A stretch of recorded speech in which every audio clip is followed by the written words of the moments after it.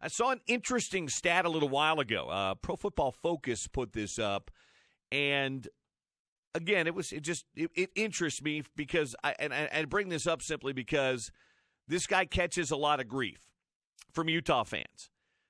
His inability to stay on the field, his inability to apparently grow in his position, whatever that might be. Tyler Huntley, who I think is a terrific talent. The only issue I've ever had really with Tyler Huntley is staying on the field. He's been hurt in his career. Last year, he was playing the best football of his career when he broke his collarbone against ASU, and that's not his fault, but you got to be out there. So he played 7.5 games last year and was good. I mean, he finished with 1,788 yards, 12 touchdown passes, 4 touchdowns rushing, 6 interceptions, completed about 64% of his passes. But I saw an interesting stat on Huntley. He is the top returning quarterback in the Pac-12 conference when it comes to adjusted completion percentage. His adjusted completion percentage last year was 77.4. KJ Costello at Stanford comes back at 74%. Steven Montez at Colorado comes back at 73%. Chase Garbers at Cal comes back at 72.5. That doesn't even mention JT Daniels. That doesn't even mention, who else am I missing? Oh, the Khalil Tate down at Arizona, who was, by the way, was it the SI cover jinx that got Khalil Tate last year? Or was it just bad offensive play calling and system and trying to fit a square peg into a round hole by Kevin Sumlin and Noel Mazzoni down at Arizona? Anyway, my point is I'm excited about this year, and I think that this offense and the way that Andy Ludwig runs his offense, he may not put up video game numbers, but I think this offense will fit Tyler Huntley very, very well. I think that the spread that Troy Taylor ran was maybe better for numbers, but I think it exposed Tyler Huntley more to violent hits and shots. That's not to say he's not going to take shots in this Andy Ludwig offense, but Andy Ludwig's going to be more likely to hand the ball off to Zach Moss, who is and should be the number one option for the University of Utah offense. But I think Andy Ludwig's going to put Tyler Huntley in better situations. A lot of play-action passing. A lot of rollouts with some protection that are designed rollouts, protection in front of him.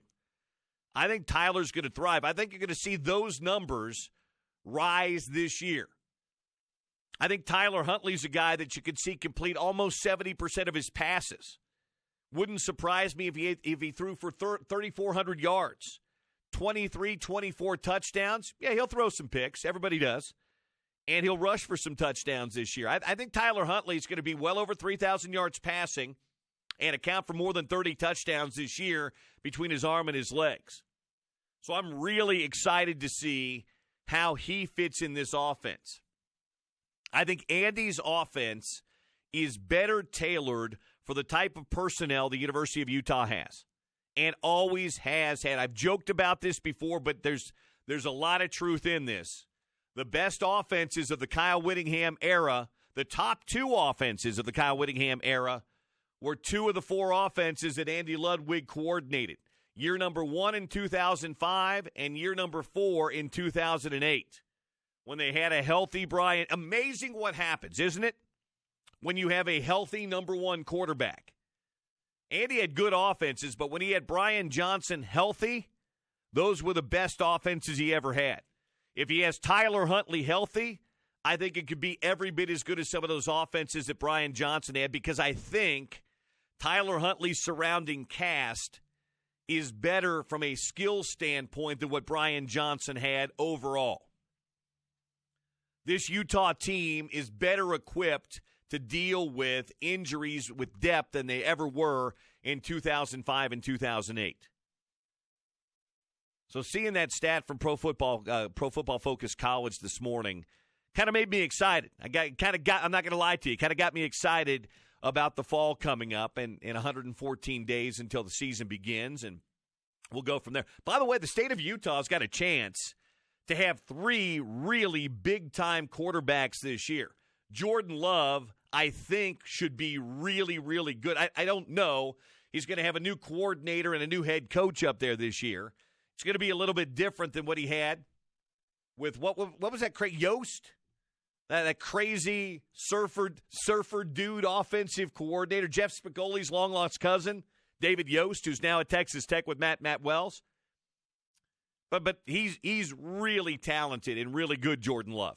Tyler Huntley, same thing. Really talented, really good. Just got to keep him upright. And I think if Zach Wilson pops back from that shoulder surgery, I think he could have another really good year, too. I'm not calling him one of the all-time greats like a lot of BYU fans want to jump to the conclusions to do and say and call. I'm not going to put him in the same category as some of the greats. But we saw some really nice glimpses last year from Zach Wilson.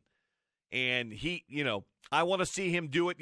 We didn't see Zach Wilson against the teeth of that schedule last year. That was Tanner Mangum early, remember? Now Zach Wilson's going to have to come back and face that early season gauntlet. And I want to see what he does against that early season gauntlet. I know he can put up numbers against mediocre programs. He did it in a bowl game. He did it against some others. He had a good game. He did it. He had a good game against Utah. I want to see him now that teams have tape on him and will scout him how he does. But I think Zach Wilson could have a really good year too. So the top three programs in the state, all really in good position at the quarterback spot.